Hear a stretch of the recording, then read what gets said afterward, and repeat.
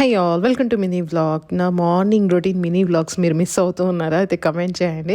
ఈరోజు అయితే morning breakfast అస్సలు నిద్ర లేచింది 8:45కి లేచాను. ఇంకా లేచిన వెంటనే బార్లీ పోరిడ్జ్ మిక్స్ ఉంటే అది పెట్టేసాను అనమాట. 1:6 గ్లాసెస్లో.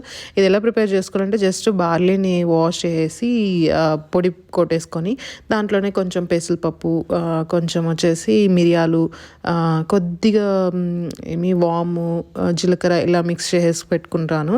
ఒకసారి ప్రాసెస్ చూపిస్తాను. వాటితో పాటు ఇంకా కొద్దిగా క్వేల్ ఎగ్స్ చేశాను.